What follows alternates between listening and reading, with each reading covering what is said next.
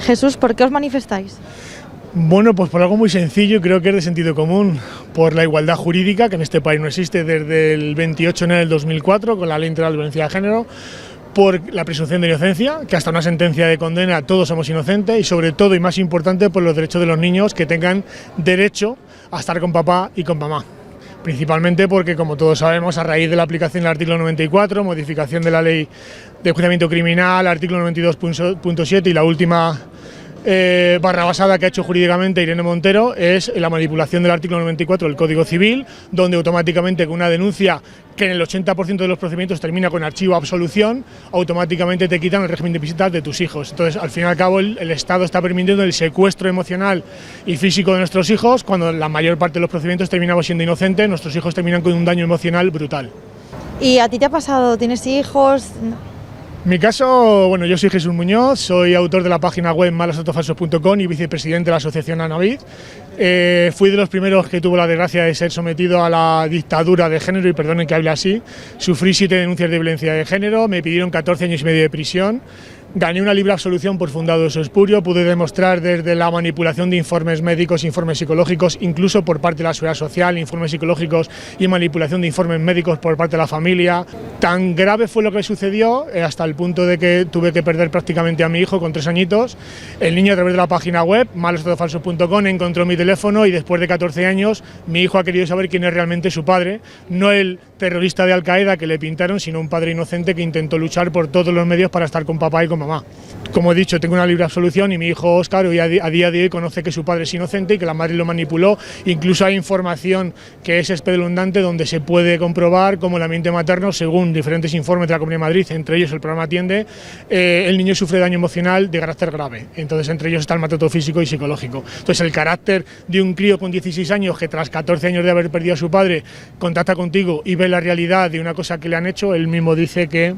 quiere conocer la cara del vinilo. Entonces, yo por lo que lucho como uno de los, digamos, responsables de ayudar a otros padres es que no haya más Óscar en ningún sitio de España y que ningún papá tenga que vivir lo que yo he vivido durante 6 años, y sobre todo proteger a las víctimas de la violencia doméstica. No vamos a hablar de la violencia de género porque creo que jurídicamente hay que proteger a hombres, ancianos, niños, homosexuales, transexuales, cualquier identidad sexual, cualquier persona que sufra violencia física o psicológica en su entorno doméstico tiene que ser protegida por igual.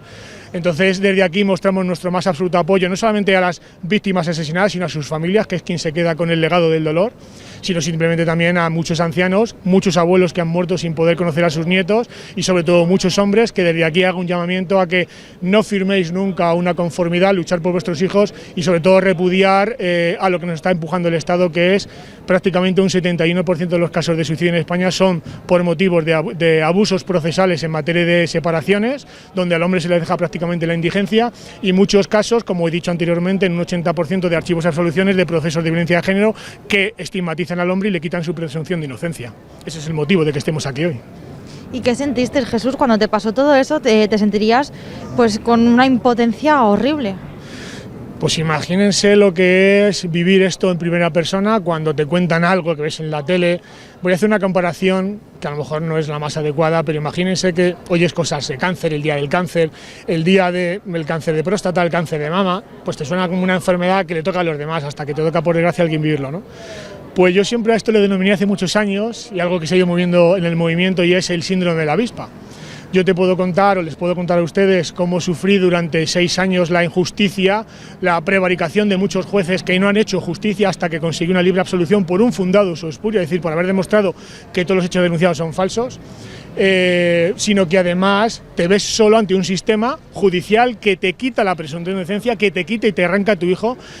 La madre solamente, bueno, entre otras cosas fue condenada en 4 ocasiones, pero imagínense lo que es una madre que con un auto judicial fue, y esto es un caso particular, pero que extiéndase a cualquier situación, ¿no? Con un auto judicial de régimen de visitas, 45 veces le incumplió, solamente tuvo un apercibimiento, un tirón de orejas, donde solamente se le condenó a una falta por deberes de... Entonces, o una mujer que con la modificación de la Ley de Enjuiciamiento Criminal se ha despenalizado el que una madre pueda incumplir reiteradamente el régimen de visitas dictado por un juez. Imagínense la impotencia de que te quitan a tu hijo, te arrastran a la calle, te estigmatizan, te meten en procesos judiciales que son carísimos y que prácticamente te dejan en la indigencia y económicamente arruinado, que pasas a ser un terrorista de Al-Qaeda sin juicio. Vemos muchos casos en medios de comunicación donde hay gente famosa que ella va a una comisaría en detrimento de la ayuda a verdadera víctima, a las verdaderas víctimas del maltrato. Datos son que, por ejemplo, 8 de cada 10 asesinadas jamás habían interpuesto una denuncia. Si hay 2 millones de procesos judiciales desde el 2004 al 2020 y el 80% termina en archivo y absolución y desistimiento, ¿quién denuncia? Entonces, lo que habría que hacer es perseguir a quien usa de manera fraudulenta esas denuncias, porque hay que recordar que es tan asesina quien utiliza la ley de manera torticera para arrancar la custodia de sus hijos como la persona que mata a su mujer por pensar que es de su propiedad. Y hay que convencer a la sociedad de que los niños no son propiedad de las madres, son de papá y de mamá. Entonces es un poco el motivo de que estemos aquí hoy y despertar a la sociedad de alguna manera para hacer ver que los niños son las mayores víctimas de estas separaciones crueles donde los adultos utilizan torticeramente a los menores para vengarse del otro progenitor. Normalmente quien tiene la guardia y custodia en este país, el 74% son madres. Entonces, si a eso añadimos que 7 de cada 10 niños son asesinados en ambiente materno o que, por ejemplo, casi 330 casos cada año son secuestrados internacionalmente y el 92% de esos casos son a manos de madres, ¿por qué se nos pinta a los hombres como si fuésemos verdaderos asesinos, violadores y maltratadores cuando solamente, y con todo mi respeto a las víctimas, son 50 mujeres muertas, pero se procesa de manera injusta e ilegal a 160.000 hombres al año que terminan siendo inocentes en su 80%? Entonces, no se puede matar moscas a cañonazos. Muy bien, pues muchísimas gracias.